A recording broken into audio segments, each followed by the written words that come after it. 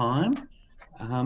Welcome, and thanks everybody for joining us. China Books is delighted to host this live talk, The Mystery of Parkinson's Disease Solved, with Janice Walton Hadlock.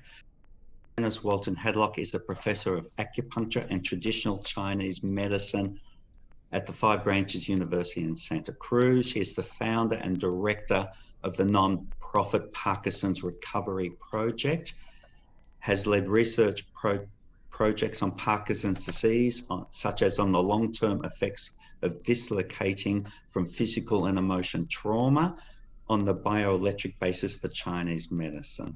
Janice Walton Hadlock is the author of many titles: Chinese Medicine, Tracking the Dragon, Yin Tweener, and of course, the brand new, hot off the presses, Recovery from Parkinson's, available through all good bookstores.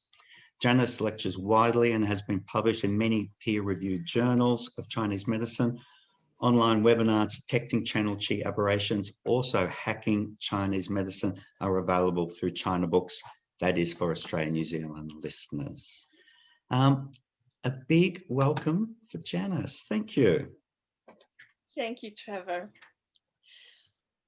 Well, you are going to hear a lot in the next hour about Parkinson's disease, so get ready. And this talk is titled Solving the Mysteries of Parkinson's Disease. Well, there's actually two sets of mysteries that I'm going to talk about in today's talk. One is what causes Parkinson's and how can we cure it?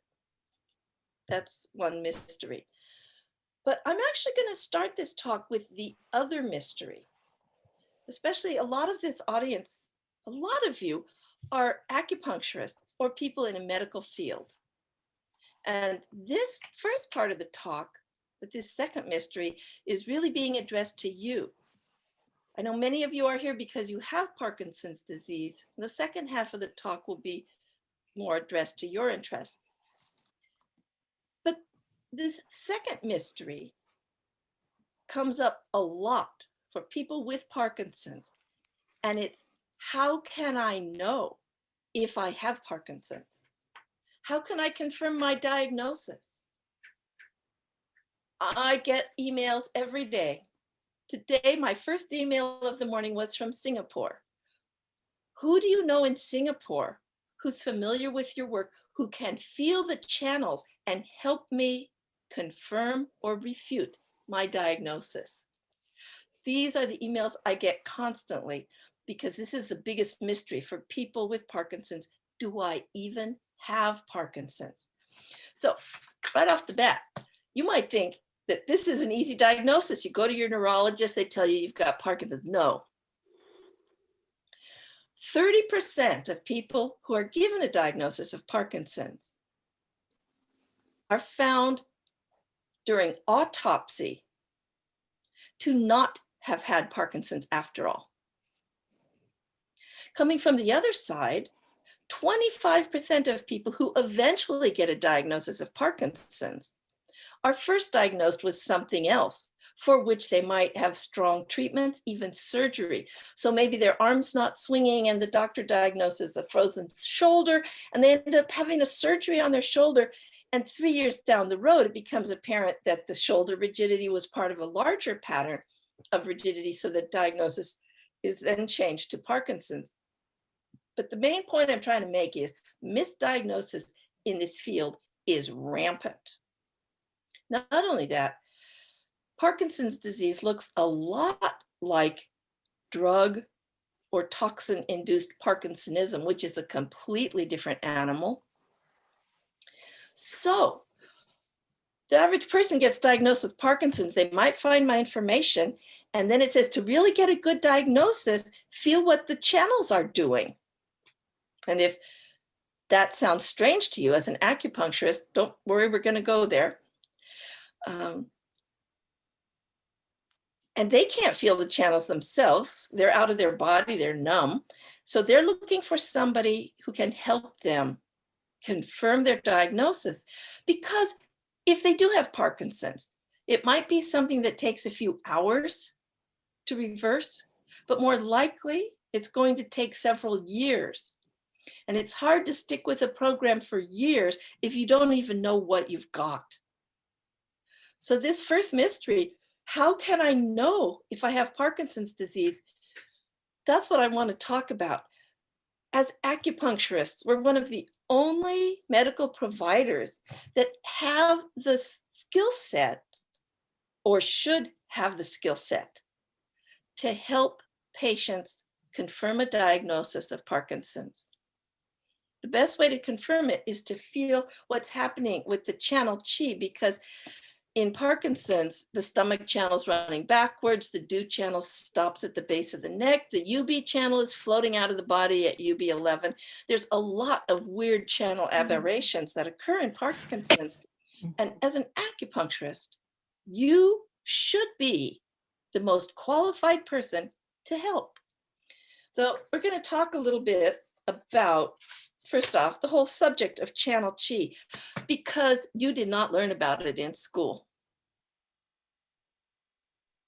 If you did learn about it in school, you learned the official version approved by the People's Republic of China.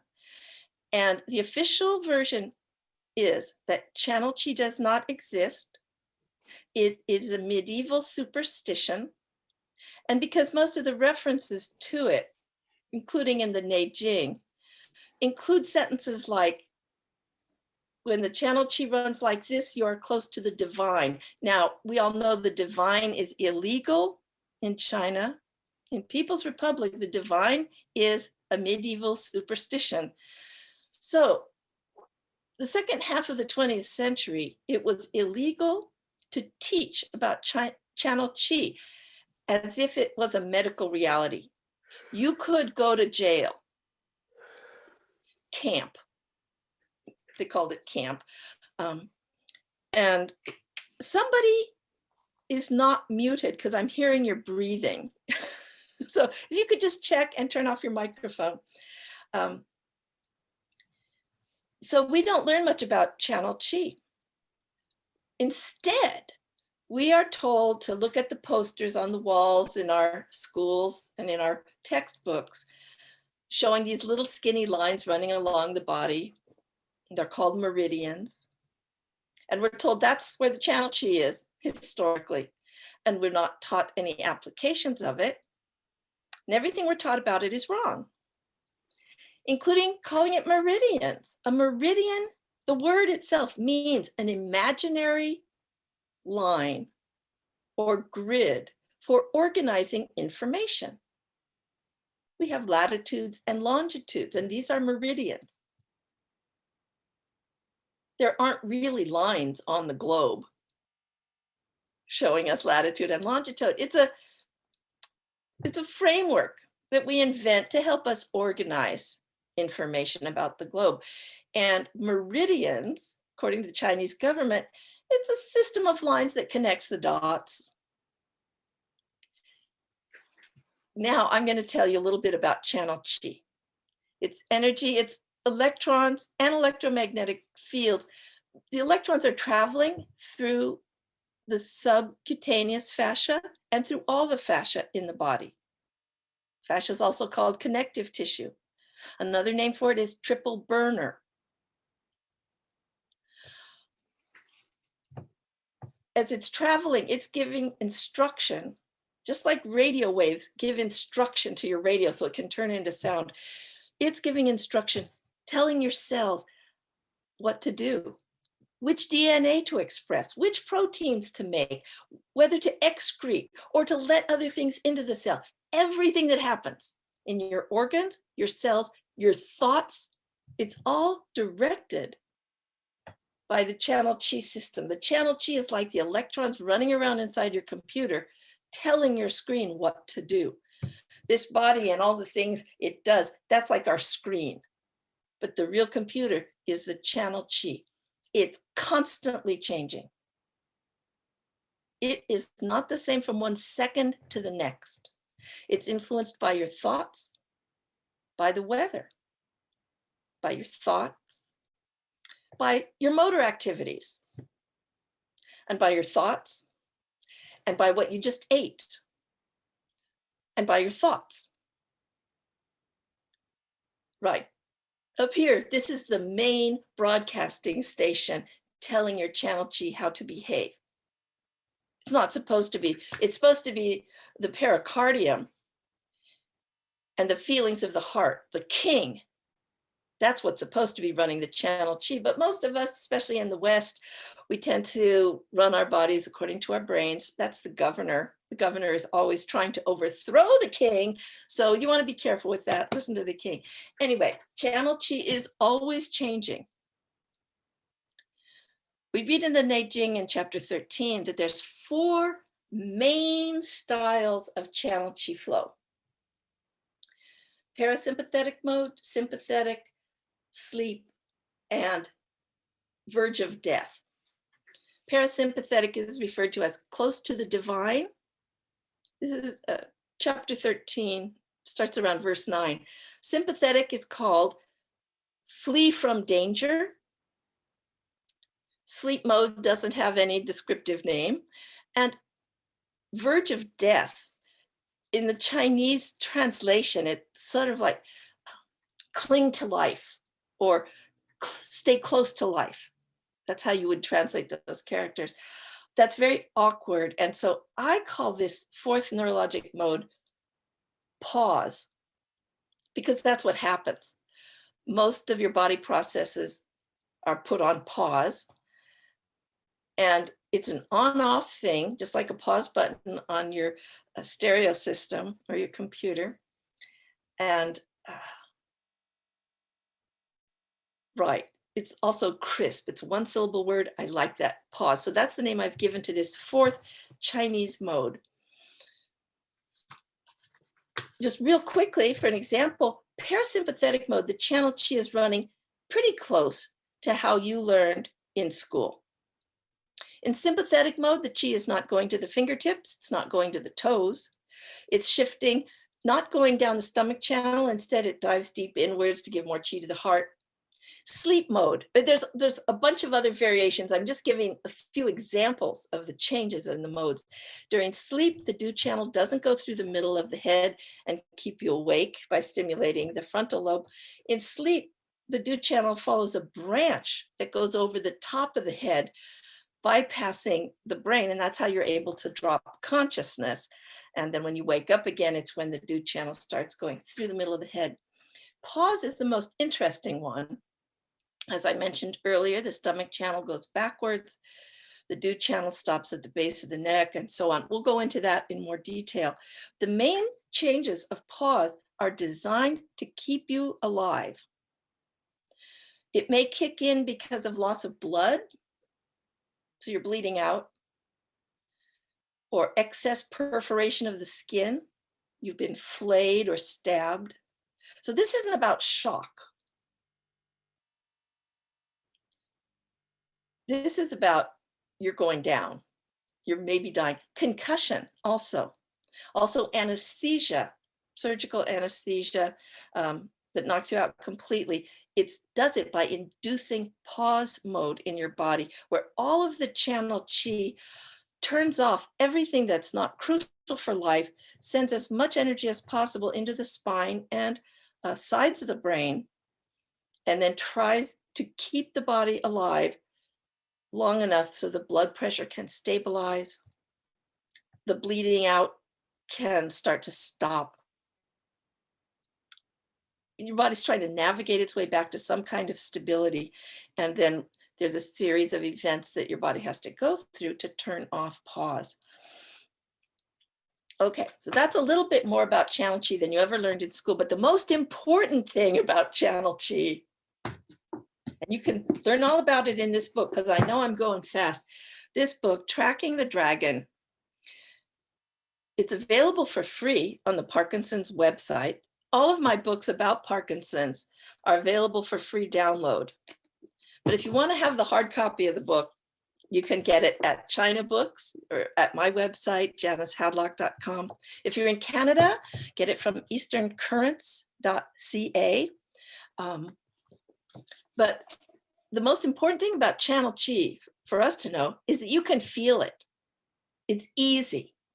I teach a class in it, and the students, by the end of 15 weeks, they can not only feel where the channel chi is, but in some parts of the body, like the foot, where the channels are really distinct, they can tell the difference between the liver channel and the kidney channel because they feel so different. So typically the first week of school, the students are all saying, I'm never going to be able to feel this. And by the last week of the semester, they're saying, oh my gosh, the spleen channel feels so different from the kidney channel. So this is learnable. It's objective. You can have a patient, don't tell the students what the patient's problem is, have them come in one at a time, and they will all feel the same blockages or aberrations in the channel chi. That's the most important thing. And that's a skill that you can learn. And that will help your patients solve the first mystery. Do I even have Parkinson's? And if I do, which of the 4 types of Parkinson's? Now that's going to bring us to the second mystery. What causes Parkinson's and how to cure it? Because there's 4 different kinds. But I want to back up a tiny bit and just say that on the website for free download, there's the chapter 1 that explains how to feel channel chi. There's some chapters on needling scar tissue because most students don't learn that in school. And there's also the appendix at the back that has the maps of the channels, and they are nothing like what you learned in school. For example, this is what you learned in school about the gallbladder channel, bunch of zigzags. This is what the gallbladder channel actually looks like. Okay, so it's not the zigzags you learned in school. Anyway, if you want this whole book, which tells you how to diagnose via channel theory and explains all the changes happen in all the channels, in all the different modes, that's this book. Everyone I know who's read this book says it has completely changed their practice, that it's revolutionized the way they understand Chinese medicine, moxa, cupping, whatever you're doing in Chinese medicine, herbs, at core, you are trying to restore that person's channel chi so that it can once again flow in parasympathetic mode, because that's the mode where healing occurs. So if your channel chi is stuck somewhere, you're going to have a hard time healing.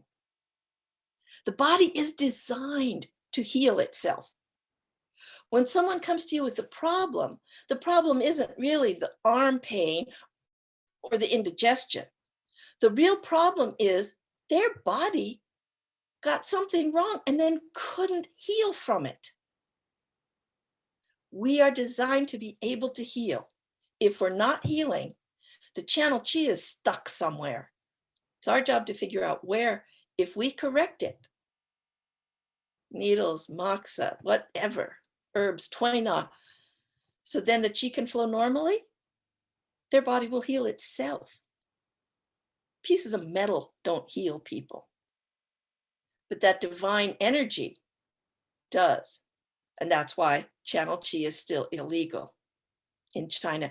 And now that Dr. Huang Juyi has passed, we have almost no one talking about channel chi. He didn't even talk about it freely until he came to the US and wrote his book on applied channel theory.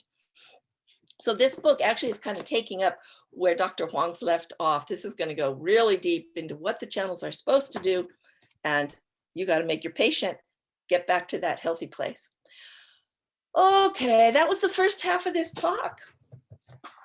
The second mystery, what causes Parkinson's? And how can we turn it off?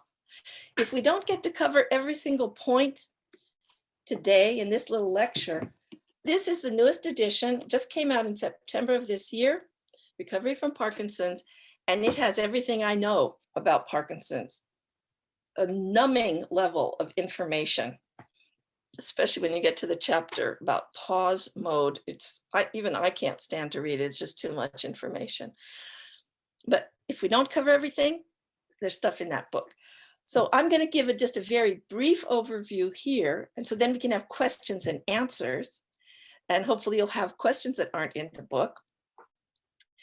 But before I start the second half of the talk, I received a question from somebody who wasn't able to attend today. And he said, with all the information you've learned about the channels and Parkinson's, how does that relate to other syndromes? Are there any other situations where it matters what the channel chi is doing? So I just want to say very briefly, I've done research on asthma, intrinsic asthma, not the allergy type. It can be deadly. It's a horrible illness. In England alone, I think something like 5 million people have asthma.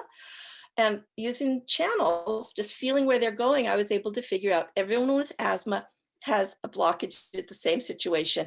The bladder channel isn't getting into the kidney channel at kidney 10 and getting up to the adrenals, so the person has no adrenal response, so they're using a different emergency response, the mammalian dive reflex. I'm not going to go into details, but so asthma, I figured that out, and I've written some articles, and I'm hopefully going to finish a book on it. But more timely, COVID. Every single patient I've seen with COVID had the same 3 blockages. Now, a typical virus has 1 blockage, and it's a signature. So in the beginning of the fall, when you see your first couple of flu patients, you can find the one place that's being disrupted, and pretty much all your patients will have that same blockage. Sometimes there's a second flu pattern in late winter, but here's the thing with COVID. And these blockages might be UB40, large intestine 11, large intestine 4, UB11. I've seen it at REN15 one year. The dew channel flus are more lethal. COVID blocks the channel chi in 3 locations. Large intestine, if you forget this is on my website. Go to janicehadlock.com and you can download 4 pages about treating COVID. And I have submitted this to the National Institutes of Health, and they have forwarded it to the Division on Complementary and Alternative Medicine, and I haven't heard since. But everyone with COVID has a blockage at around large intestine 11. So you want to needle at large intestine 12 and 10, get the channel moving through there. And that's what's causing the loss of taste and the headache, loss of smell, loss of taste. They have a blockage at DO9. That's what's causing the diaphragmatic problems, and also the blood problems and the over reactivity in the immune system. So you're getting the heart issues and hyperimmune system. So you need to treat that. You can treat that with needles also, a needle at DO10, 9.59. Just get the chi moving past DO9. The last place you get a blockage is in the middle of the head. Let me see, whip up. You know, the best thing about having written these books, I got the maps I want. So here in the dew channel, when you're awake, your dew channel moves through the middle of the head like this, stimulating the frontal lobe. And right here becomes disrupted with COVID-19. So that's where you get the real problems, because that's going to affect your autonomic system and your ability to have normal focused thought. And remember, thought is the main thing that's driving your channel chi system. So you can't put needles in their head.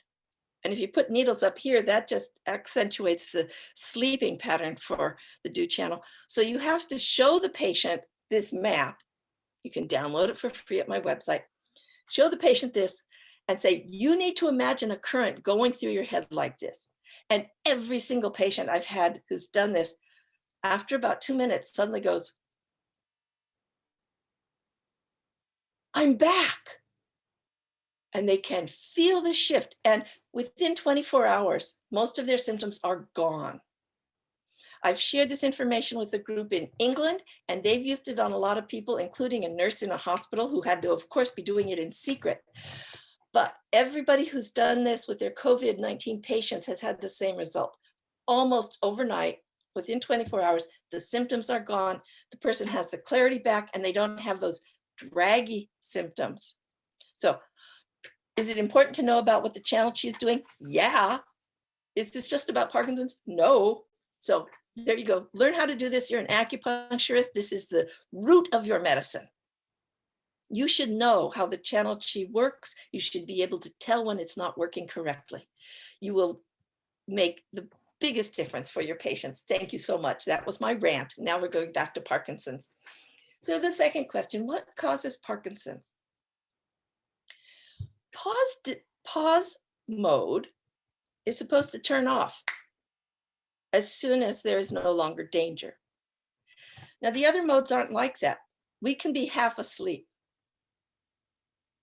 We can be in parasympathetic mode with a little bit of sympathetic, or a lot of sympathetic and a little parasympathetic. You're almost never in one or the other. You're always on a continuum between how much parasympathetic and how much sympathetic. It's like a seesaw.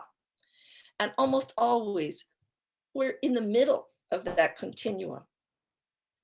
Think about, you're driving a car and you're really alert and you're eating something. Okay, your stomach's going, you're running parasympathetic mode, but you're also on high alert with your narrowed vision and all the rest that come, so that you're in a blend of modes. And sleep is the same way. We sleep with a little bit of parasympathetic. You might do a REM cycle with a nice dream. A little bit of sympathetic, you might have a nightmare. Pause is different. It's an on or off mode because you might die. So you're in this mode. Or now you're not going to die, so we can turn it off. You're never supposed to live in this mode, because in this mode, you have no heart awareness or very little. You feel like you're outside your body. You're numb to physical and emotional pain. Here's what else happens in pause. Your blood pressure is very low. You have poor temperature regulation. Just think about somebody who you've seen who's maybe coming out of a coma or just had a terrible accident. Maybe curled into a slight fetal position. The voice, very soft. No appetite. Maybe throwing up. And in fact, that's why with anesthesia, we have to be so careful about people not vomiting, because the stomach channel, remember, is running backwards. So those are some of the behaviors that you see if a person is on pause. And those are the same symptoms that you see in Parkinson's. Now, when you try to turn off pause, the body goes through a sequence of events. First, it decides that you're stabilized internally. You're not bleeding out anymore. Your blood pressure has become regular. If your body starts to do this, then it starts shaking inside. It might not be visible, but there's a sense of shaking. Sometimes it's very visible. So when people come out of anesthesia, they say they're doing the shaking, post-anesthesia shaking.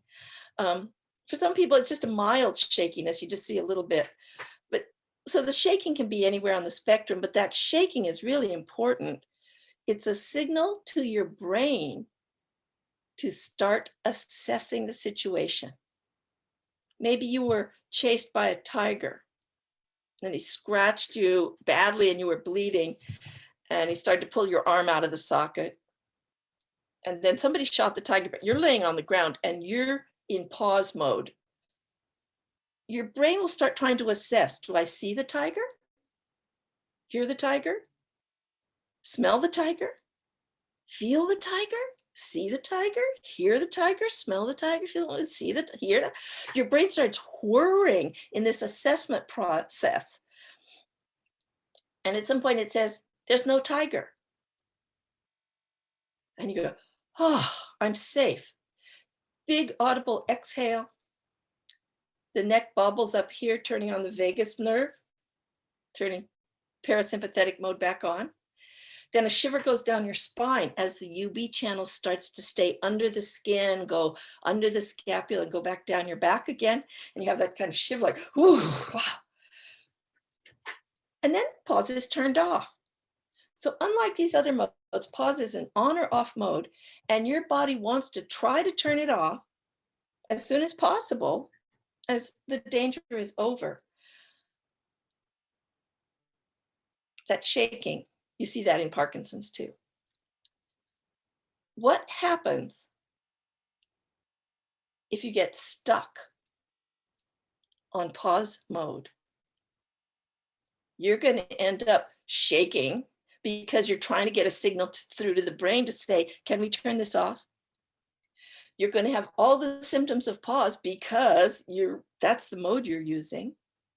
And for much of your life, maybe you could mask the symptoms of pause because your brain has a special override using norepinephrine, not adrenaline, where even if you are almost dead, you can move anyway with superhuman strength. An example of this is when the cat catches the mouse and the claws go in and the mouse freezes up, fetal position, cold, not even seeming to breathe. And the cat, if he's not hungry, he will just biff the mouse around for a while and then go find something more interesting. But what if the cat starts moving towards the mouse's den where the baby mice are? That damaged mouse will be able to run faster than ever. It might even attack the cat. He will be stronger, smarter, and faster than your average mouse because he's not even using adrenaline. That would mean he's using sympathetic mode, which he can't access on pause, but he's using a norepinephrine override in the brain that enables a person to move even though he's on pause. So people who get stuck on pause very often have been stuck since childhood. And they've been using a norepinephrine override their whole life, which is why people with Parkinson's are often top athletes, captains of industry, great leaders, because they don't even use the normal neurotransmitters. They use brink of death emergency neurotransmitters most of their life. When does Parkinson's show up? When they can no longer sustain a sense of emergency adequate enough to release the norepinephrine override, then the symptoms of pause show up because they've been on pause right along and just masking it. Okay, so a person with Parkinson's is stuck on pause. Our job is to help them figure out first that they do have Parkinson's, and secondly, which of the 4 ways did they get stuck? So I'm going to very quickly go through these 4 ways of getting stuck on pause. Each way has a different treatment. So we'll start with type 2. We'll save type 1 for last. If type 2 Parkinson's, there's usually a foot or ankle injury, might be a knee, but it's usually the foot, from which the person dissociated. And it's usually centered around stomach 42, because that's the bone that moves the most when you get a foot injury. And over decades, the channel chi in the stomach channel starts running backwards eventually, more and more backwards until it's finally backwards all the way to the head, at which point you suddenly are running channel chi similar to that of pause. So the treatment for that is going to be to fix that foot injury. The way to do it is to help the person stop dissociating from the injury so the body can heal it. Usually has displaced tissues going on, but because your brain is telling you, no, it didn't happen, or we're not safe enough yet to deal with it, you can't, the foot can't heal from that injury. This book, Yin Tui Na, explains about dissociated injuries, how to treat someone with Parkinson's who has type 2 or type 3 Parkinson's. Type 3 is very similar, except the person has consciously told themselves to not pay attention to the foot injury. So you have to fix the mental glitch and bring their attention to the foot. You can help a person with that if you've studied Yin Tui Na. Yin is very soft, subtle, gentle, almost invisible. It's like watching paint dry. Biological craniosacral techniques are a form of Tui Na. If your license is in Chinese medicine, you can do hands-on work with your licensing as long as you call it Tui Na. So if it's strong, it's Yang Tui Na. If it's subtle, it's Yin Tui Na. So that's for type 2 and type 3 Parkinson's. If the person is stuck on pause because they were concussed, they had a serious head injury, and there might have been cranial bone displacements or neck displacements such that they are actually still at risk. Their body cannot turn off pause mode so long as maybe the parietal bone is still jammed under the temporal bone. That's a serious problem, and the body will stay on pause indefinitely until they get that treated. So for that, that's type 4 Parkinson's from a life-threatening injury where your body may be recovered from the damage or not. But even if it did, for some reason, your body didn't go through the steps of turning off pause. And these are the easiest ones to treat because sometimes, especially if the cranial bones have gone back or the neck bones are back in place, all you need to do is show the person, mentally focus on that place inside you that's shaking. And that will be at do 1, 2, or 3, might be at do 14. There's a few specific places in my book on Parkinson's where if you have been in pause because of anesthesia or near-death trauma, your body will start shaking in very specific locations, usually along the do channel, because that's the signal for your brain to start assessing the exterior and saying, is it safe yet? But if for some reason you can't do that assessment, the person can look inside just mentally and see where it's shaking. They can ask themselves, is it safe? Can I stop shaking? They can start having a dialogue. You know, I said already, one way that the shaking starts is your body says we're stable. So we're asking the brain, is it okay? But another extremely important part of turning off pause for humans is to have somebody say to you, and it might be yourself, you're okay. It's going to be okay. You're safe now. It's all right. Even a stranger coming up to someone who's just been in an accident, what they usually will say is, oh, it's okay. It's okay. We know to do this because something in us needs to hear this. Animals don't, because animals don't ever think that they're apart from the universe.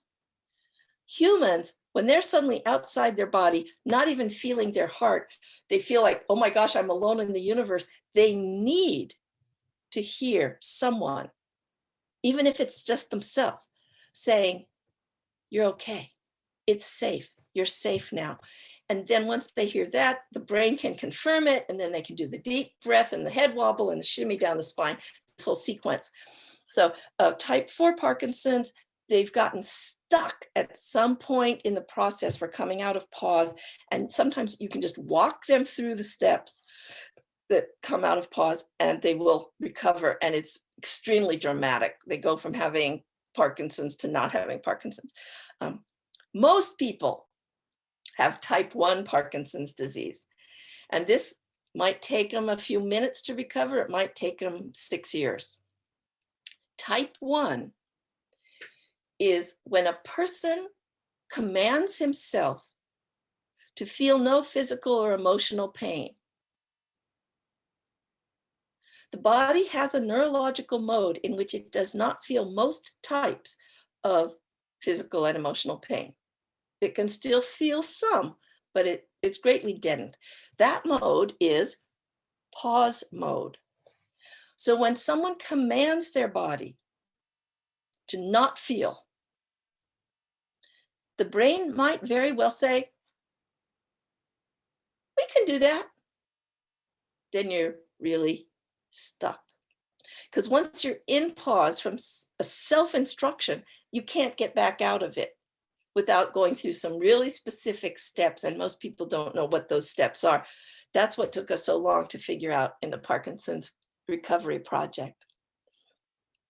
By the way, if you've got a pencil, the website for the Parkinson's Recovery Project is pdrecovery.org. It's ORG because it's a nonprofit, and that website is where you can download these books or the crucial portions of these books for free. If you do that, please leave a donation. Now, remember I said some people instruct themselves to do this even in childhood.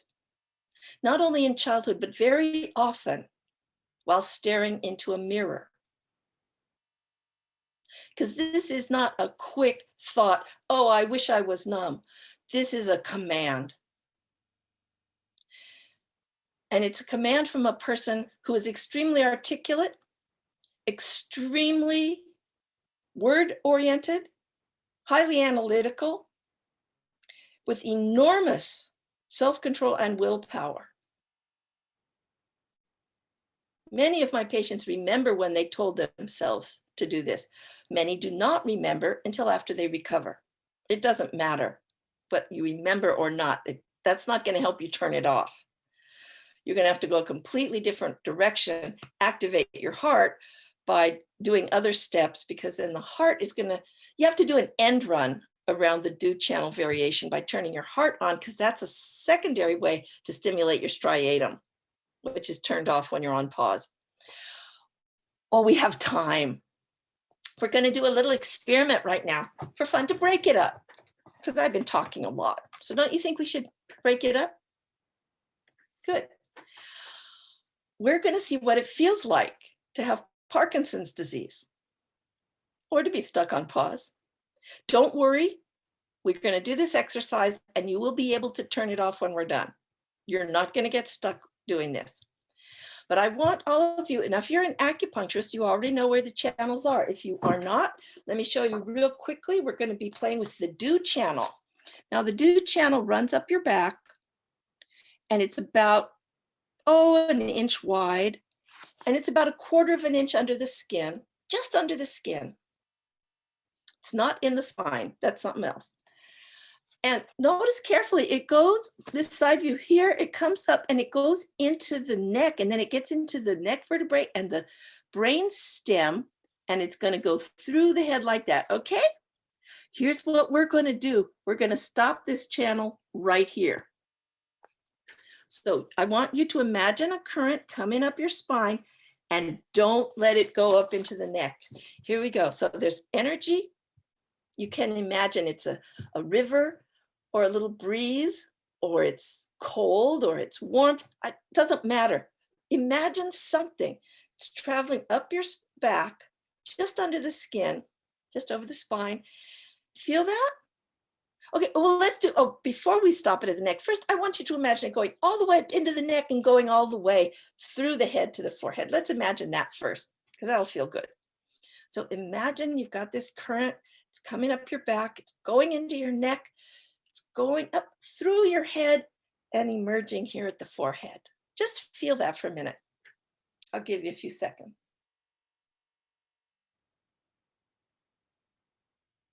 If you can't feel that, you might be stuck on pause. Now, for everybody who could feel that, now I want you to keep that current going up the back and stop at the base of the neck. Do not let that channel go into your head. Do that, just hold it there. We study this in school. We're taught the do channel can serve as a reservoir. That's what you're doing. You're making the do channel into a reservoir. What they don't tell you in school is all the channels are supposed to be moving all the time, flowing like a river. So if some of your channels, and the do, which is the most important channel in your body, is suddenly acting like a reservoir, that's a pathology. That's not something good.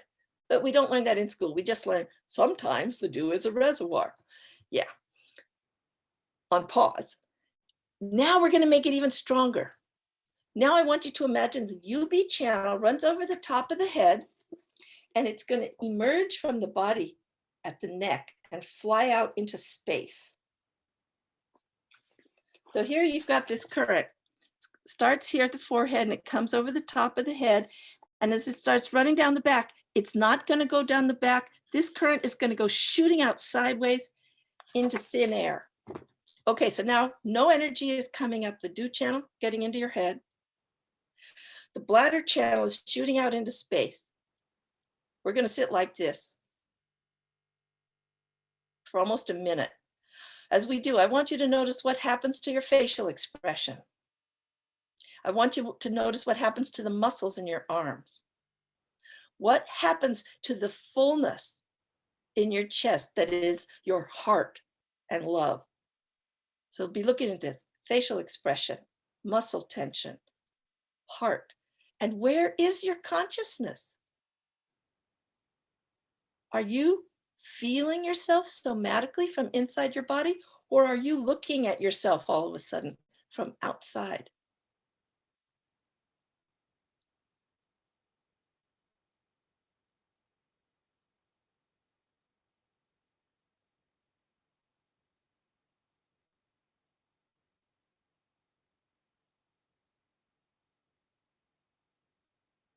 You should already be starting to feel a shift, feeling a little weird in the chest, feeling a little tense.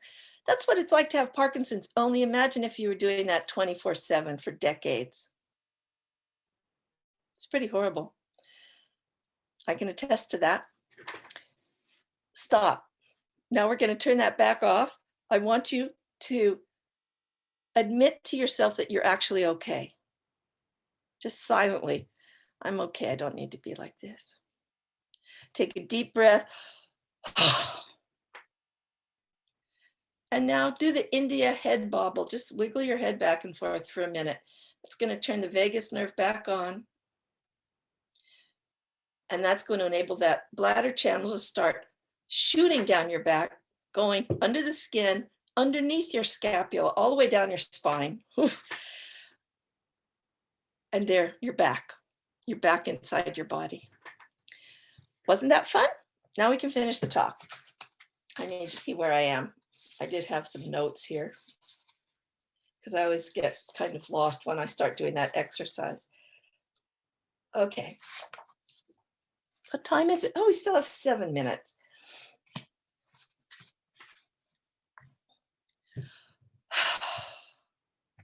I'm going to try to have time to describe a little more the 4 different types of Parkinson's and give case study examples, because this goes back to that first mystery. Do I have Parkinson's, and which type do I have? The greatest way you can help your patient is helping them diagnose if they have Parkinson's or not. And then by feeling the channel chi and using the instructions from this book, decide what they've got based on what the channel chi is doing. And there's also a chapter on mental behaviors. So there's checklists you can go through. There's a whole chapter on symptoms. I said earlier that with Western MDs, there's enormous amount of misdiagnosis. A neurologist looks for 4 symptoms to make a diagnosis of Parkinson's: rigidity, poverty of movement, postural instability, and tremor. If a person has 3 of the 4, you can give them a diagnosis of Parkinson's. So not everyone has tremor, by the way. Not everyone has the rigidity. In my book, there's 10 pages of a list of the symptoms of Parkinson's, where they're located, what it feels like. So a person can really figure out, oh, yes, this is very specific, and I have this weird specific thing, as opposed to 4 gross generalities that the neurologists are dealing with. So you're going to be in a much better position to help someone with a diagnosis. Do I have PD, and which type it is? If you can feel what the channel chi is doing, and you've read all the stuff in this book, and you can go with that patient, write down the checklist, and at the end, it shows you how to assess it. If you have this, you have probably this. If you have this, you most likely have this. If you've got this and this and this and this, you absolutely definitely have that. And that's something that a patient cannot get from their neurologist. And they need to get that, because if they're going to start on trying to recover, they need to be sure that they've got the right thing they're trying to recover from. So now, because we do have enough minutes, Trevor said I could go a couple minutes over. Real briefly, type 1 Parkinson's, type 2 Parkinson's disease, very often it's a foot injury, and you're just going to hold the foot, or a spouse can hold the patient's foot, or their child, or a friend. Doing yin tui na is not rocket science. You're just being a human elastic bandage, giving support to this area. Why? So that the person's brain can say to itself, we're safe now.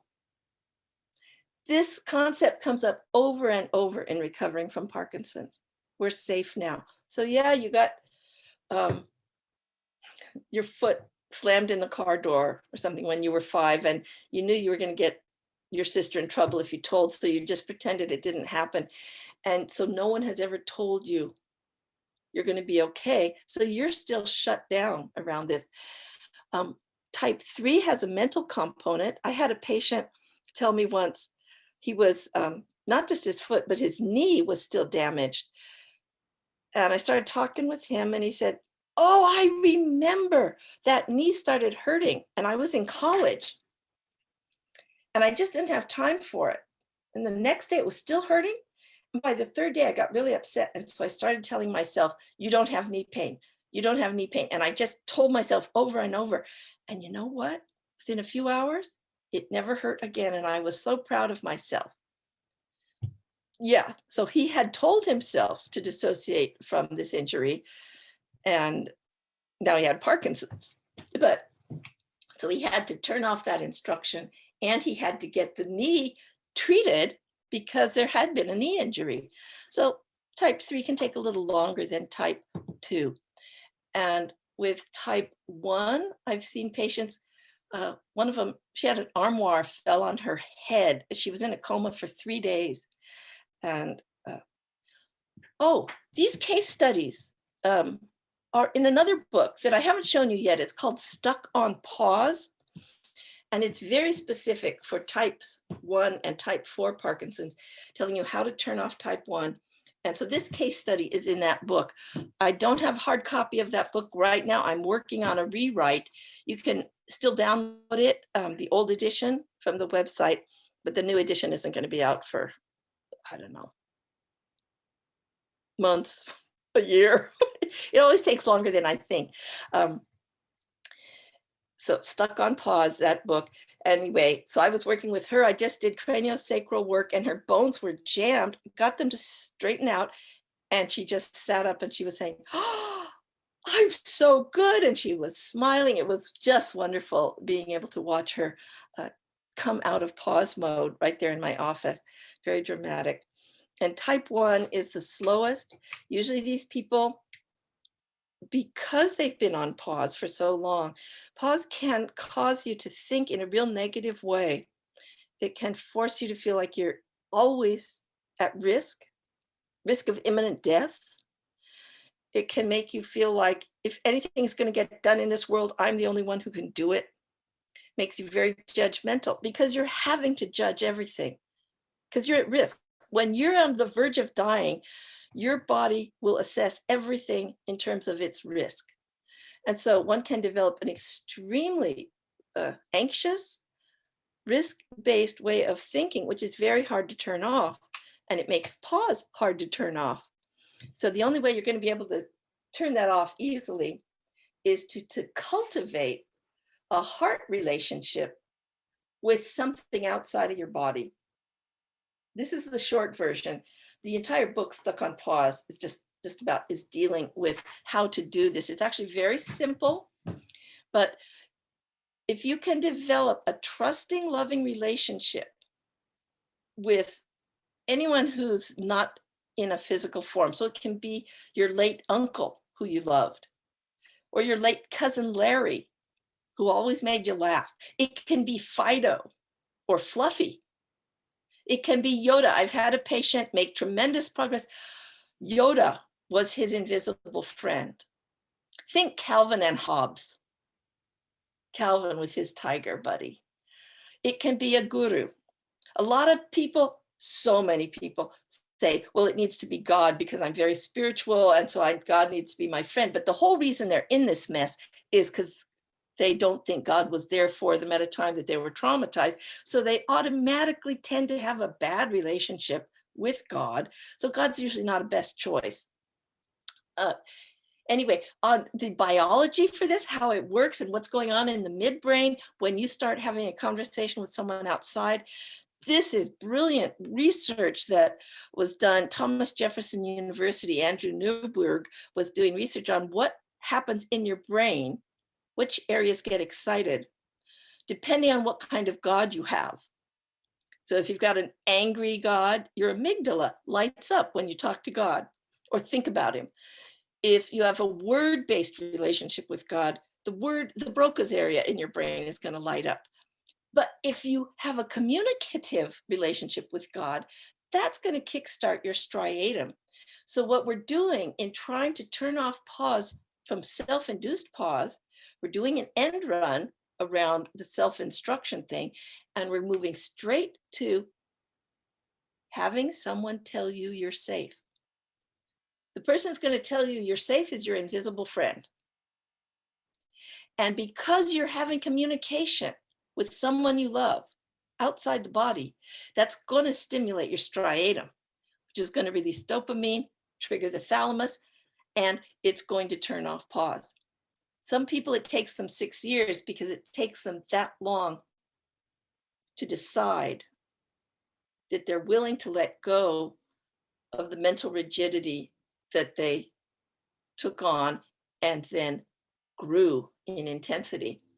So it can take some time, and then when the recovery comes, it's usually pretty quick. But other people with self-induced pause, I had one patient turned it off in my office as soon as he started talking to his grandmother, his recently deceased grandmother.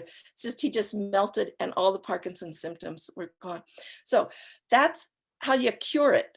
We have 4 ways that can cause it, 4 ways to treat it. It's all written up in books. The other mystery is, do I have this syndrome? So if you have Parkinson's, hopefully you've learned a little bit more about it. You can learn way more in this book because everything I know is in here. If you are a health practitioner and you want to help your patient learn to feel what the channels are doing, you should. You're an acupuncturist. This is the basis of our medicine. It's at the root of it.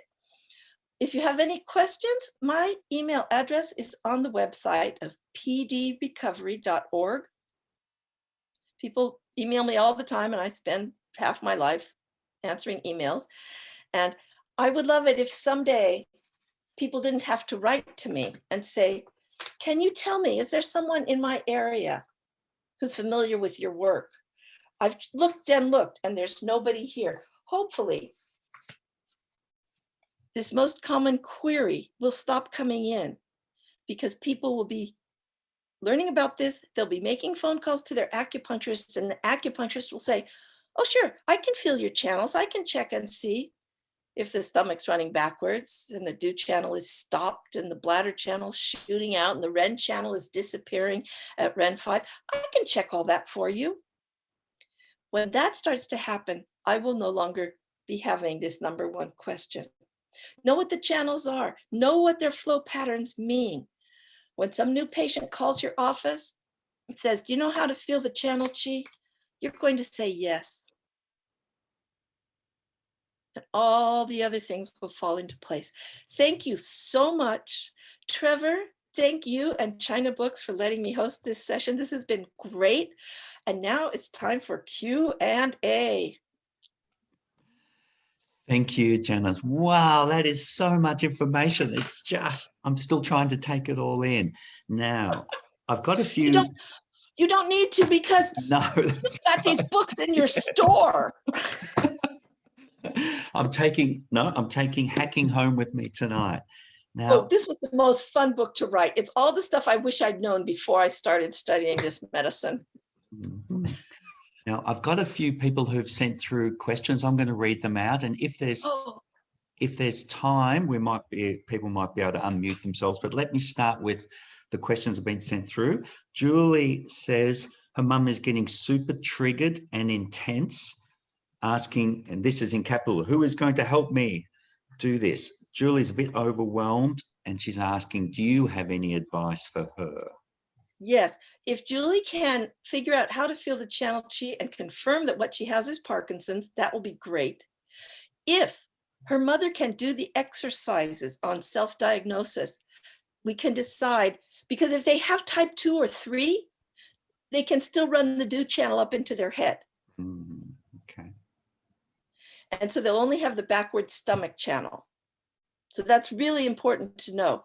Also, we need to know which type they have because you want to treat them in a specific sequence. If they've got type 1 and type 2, I didn't mention this, 95% have type 1, 90% have type 2.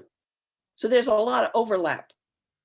Most people have both type 1 and type 2, and you must treat type 1 first. You need to turn off the mental instruction before you go fixing any of the body parts, or there will be psychosis and death, potentially. So we want to find out if the person has type 1. That's the most important thing. So if she can go through the books and confirm that she's got type 1, that's great. And if the person has that, then it's up to that individual to start finding somebody that they can imagine talking to, who will be loving, who will be kind, who will always be there, who won't let them down. And it might be grandma, might be cousin Rachel, and it might be Fluffy or Trigger. But you got to start talking, because in Parkinson's, the brain construct forces you to keep looping through the risk assessment area, so you can never get out of your own head. And by cultivating a relationship with someone outside your head, you can actually break this pattern, and you can start making the changes in your brain that will help you turn off Parkinson's. The hardest thing for most people, and again, 95% in my experience working with hundreds of people with Parkinson's, 95% have type 1, and they don't want to talk to somebody outside because they're still mad or bitter or scared. And there's nobody I trust. And one of the more common questions I get is, who should I be talking to? I say, how do I know? Was there ever anyone in your life who was kind to you, who you could trust? Your second grade teacher? No, okay, nobody, fine. How about Yoda? How about St. Francis of Assisi? A lot of people like Francis. And it's interesting because after they pick someone, then they'll come to me sometimes a couple of weeks later and say, I've been talking to St. Francis, but really who I should talk to is Uncle Rick. I'll say, okay, good. And so they just need to start talking to somebody.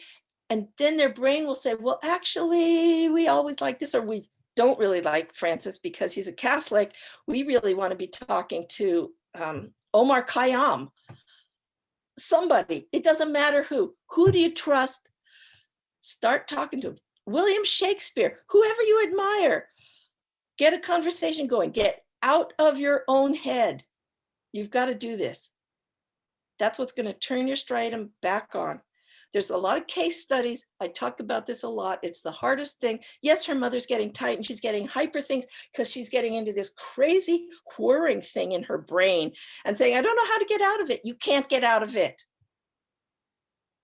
Your brain habit of trying to be happy is this big, and your brain habit of being terrified and on pause is this big. So that habit's going to win every time. You can't win this battle on your own, in your own brain.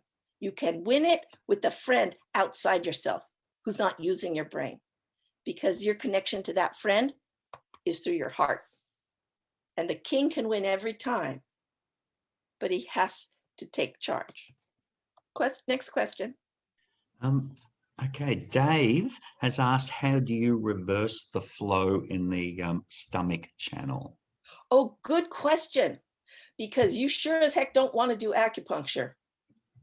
The stomach channel flow will reverse automatically when your body decides that you are safe.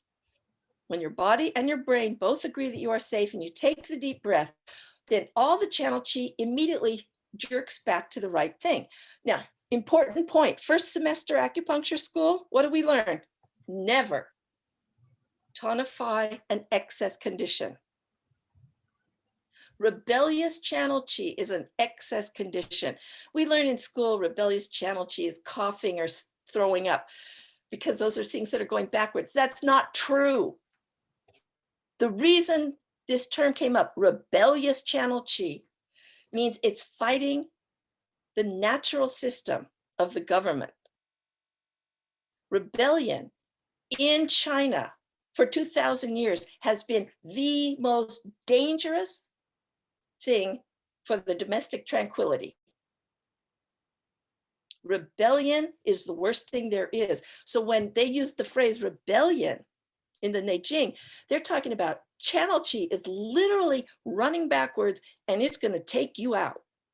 It's a serious, horrible problem. It's an excess condition, not deficiency.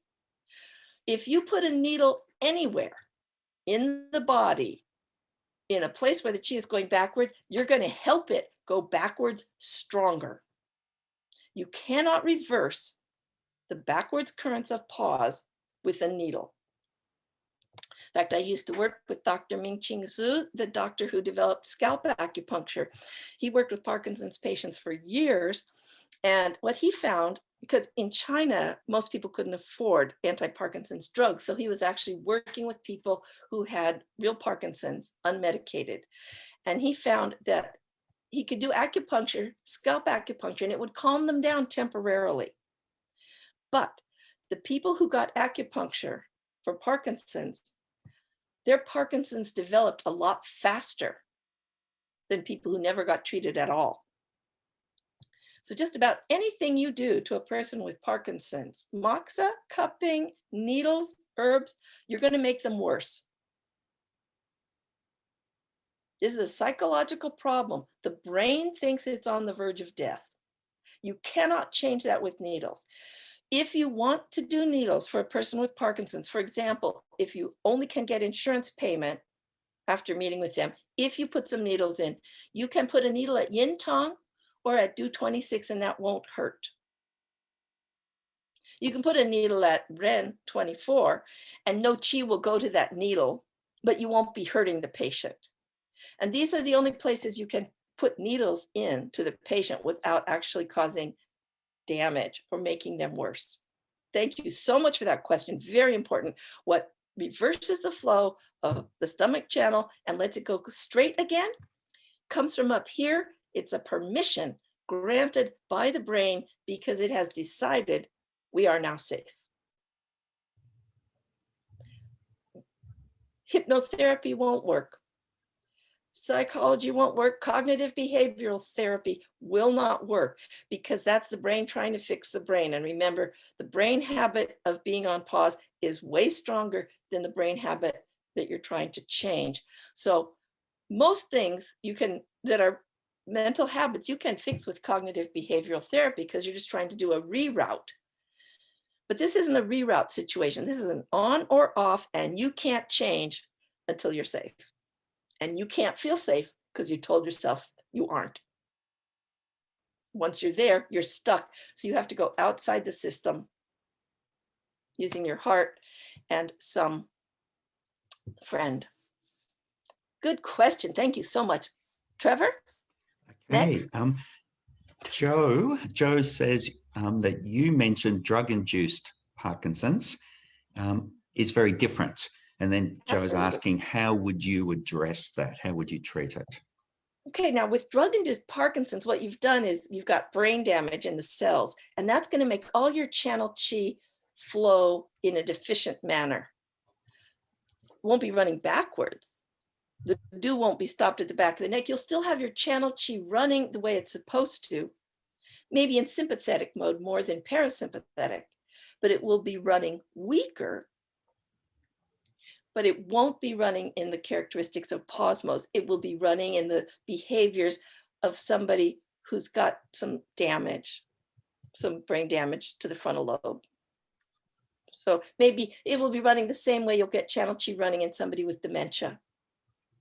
It'll still be running the right direction, but weak. So again, this is how you can help your patient because drug and toxin-induced Parkinsonism is a completely different animal. We can't treat it. It's real damage to the brain, very difficult to treat. My work does not address it. In fact, in chapter 1, I make a point of saying, I don't address this. And then in chapter 4, I bring it up again to help people know that this is a completely different animal. Doctors use the word Parkinsonism very freely to describe anything where they don't know what it is, but the person's moving kind of slow. You can't prove a diagnosis of Parkinson's, which is why it's so much misdiagnosis. And you can throw these terms around. Parkinsonism is a wastebasket term, meaning, I don't know, but you're kind of slow. So That's that question, but I'm glad you brought that up. So important. Trevor? Um, Wendy has asked, have you found that people who are diagnosed with multiple systems atrophy, etc., fall into these 4 types? No, it's a completely different system. So parasupranuclear palsy, multiple system atrophy, these are pyramidal systems in the brain where you're getting degeneration in the pyramid system. And it's a completely different thing than Parkinson's. Though when people, many of my patients, when they recover at first, because they go from rigid to really limp, then their doctors change the diagnosis to MSA or PSP, one of these pyramidal systems. But then as the person starts getting stronger and recover completely, then the patient is despised and accused of having pretended to have Parkinson's for secondary gains.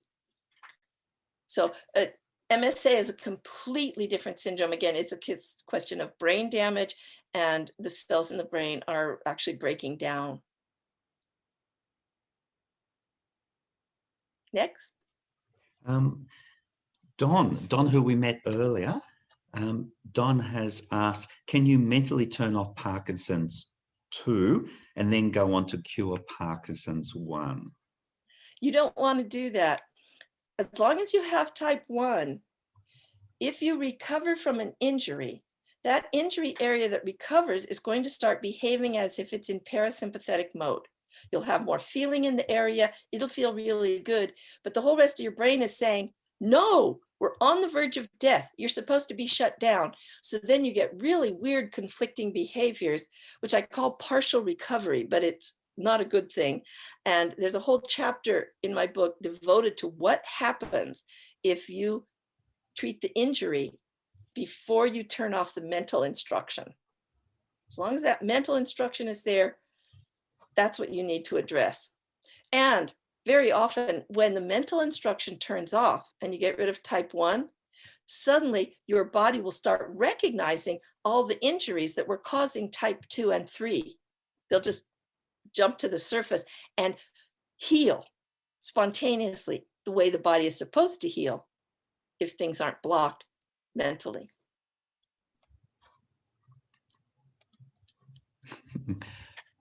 Ready for another question, Janice? I could do this all night, Trevor. You know I can. All right. Angie has asked, how many of your clients are farmers or grew up on a farm who are around chemicals, that are potentially are now banned? Do you think this is a possible contributing factor to Parkinson's? Angie's asked me because her friend has Parkinson's and the neurologist has considered this to be a possible factor. Absolutely. And again, it's not actually Parkinson's. The kind of Parkinson's we're talking about historically has been called idiopathic Parkinson's disease, meaning Parkinson's from no known cause. And it's the Parkinson's that James Parkinson, Dr. James Parkinson of England, wrote up a description, and that's pretty much the Parkinson's that we're still looking at these days when we talk about Parkinson's disease. But if someone grew up on a farm, major exposure to chemicals, and now they're starting to have symptoms of Parkinsonism, in other words, the channel chi is still running the right way, but it's weak and there's some brain damage. And so the person is having motor problems. That can be from chemicals. Though in my personal practice, what I've seen more from farm chemicals is blood cancers. So I've seen Parkinson's from drugs, drug abuse, also even just pharmaceutical drugs. So if you've been taking SSRIs, tricyclics, if you've been taking illegal drugs, methamphetamines, amphetamines, any of the dopamine enhancing drugs and the serotonin drugs elevate dopamine indirectly. Any of the dopamine enhancing drugs can cause tardive, down the road, Parkinsonism, drug-induced Parkinsonism. I talked to a doctor who works for the Veterans Administration, and he used to see Parkinson's at the usual percentage, about 4% of his patients. And then when the people who were pilots during World War II started approaching their late 60s and 70s, they all developed tremor and some other symptoms of Parkinson's disease. And he started talking to them. They had all been required to use methamphetamine on their long flights so they could fly for days at a time and not fall asleep while they were flying. And so they'd taken methamphetamine back in the 1940s, and now in the 1990s, they were all of them, all of his pilots who had taken methamphetamine were developing drug-induced Parkinsonism. So this is from brain damage. This isn't from being on pause mode, which is a very specific set of channel behaviors and thought behaviors. So I'm not sure if that answers the question, but really the main thing I've seen from the farm chemicals is leukemia and cancers. But I suppose it could also cause toxin-induced Parkinsonism. The main kind of toxin-induced Parkinsonism is usually from strong recreational drugs, especially synthetic opiates. Okay. Peter is asking, does this approach work if the person is on drugs for Parkinson's? Oh, I'm so glad you asked. That... Thank you, thank you, thank you, thank you. So important. I will not work with anyone who has taken anti-Parkinson's drugs for more than 3 weeks. If they've been taking the drugs, they have so much brain damage. If the drugs have been working, they have brain damage. And that damage is causing them to have drug-induced Parkinsonism. So you will never be able to help this person recover, because even if you turn off pause, they will still have the Parkinsonism because of their drug use. And because they still have Parkinsonism, they're going to want to keep taking their drugs. However, a person who has Parkinson's can take the drugs without too many side effects for 2 to 5 years. A person who is no longer on pause can die, can become very psychotic. We're talking needs to be locked up. I've seen horrible, this is why we abandoned the project at some point. The free treatment program is everybody was on medication and they were dying. They were becoming absolutely crazy psychotic. They'd try to quit the drugs too quickly and they'd go into neuroleptic malignant syndrome and die because their brain had been changed. They no longer just had Parkinson's. They had the same kind of brain alterations that you'll see in someone who's done opiates for a long time and then stops suddenly. They can die. And you see the same brain changes from the dopamine enhancing drugs used for Parkinson's. Which drugs elevate dopamine levels? Let me tell you.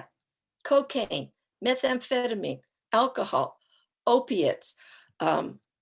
There's a fifth one. Which one didn't I say? I don't know. Anti-Parkinson's drugs, the antidepressants, anti-anxiety drugs. These drugs all elevate dopamine. Cigarettes. I forgot. Cigarettes too. That's why it's so hard to quit smoking. Your brain is different. So if someone has been taking anti-Parkinson's drugs more than 3 weeks, I will not work with them. Even if they get off the drugs, I will not work with them. The outcome is too unpredictable, too difficult. They will be too tempted to go back on the drugs because the brain damage they have is going to make it very hard for them to be functional, even if they turn off pause. Only now that they've turned off pause, those drugs are going to be a lot stronger. The addiction is going to be much more intense and there will be a bad outcome. So thank you for reminding me of that. It's hard to remember all the points, but this is in chapter 3. There's this whole section on medicated patients and why not to work with them and how you can help them anyway. We've got another book. I haven't even shown you this book. This book is called Once Upon a Pill. I'll take away the plastic cover. Once Upon a Pill, and it explains why I cannot work with someone who's on the medications, all the case studies of what has happened and the really terrible disasters. So I recommend this book. It's not available in a convenient form, because it's just too big. It's 8.5 by 11 and it's 700 pages. But if you want to know about the drugs, if you want to know how to reduce them safely without endangering yourself, all that information is in here. And I cannot answer individual questions about the drugs because that would be illegal. I'm not licensed. So it's legal for me to write a book and make general information for the general public, but I am not allowed to give what's called prescriptive advice, meaning advice for an individual about what they should or shouldn't do with their medications. So as soon as I get an email asking me for more questions about the medications, even though I've answered those questions to an extreme degree in my Parkinson's book, if they're still asking me questions, then I refer them to this book. It's available for free download at pdrecovery.org. A lot of people have used this book, not just for the PD drugs, but to also get off some of the other psychotropic and psychoactive medications. And I've got a lot of thanks for this book. Next. We're getting towards the end. There are many more questions, but some of them are very, very, specific. So maybe now's the time to start wrapping it up. If anybody who wants to unmute themselves and has a burning question that you have to ask Janice, now's your opportunity. 1 or 2 questions, and then we'll say thank you and goodbye. Anybody want to unmute themselves? And if you need to ask a question and it's personal, my email address is pdinfo. So it's like Parkinson's disease info, pdinfo at Cruzio, like Santa Cruz, CRUZIO, pdinfo at cruzio.com, C-O-M. Okay, so write to me if we didn't get to your question here. I'm so sorry.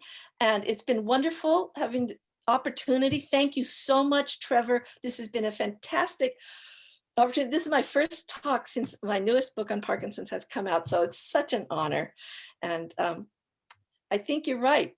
We have 20 seconds left. So rather than taking questions, email me with the questions that didn't get answered. And thank you again. And thank you. And I'm getting so many chat box and so many emails saying, amazing, thank you, amazing, how wonderful. And you are fantastic.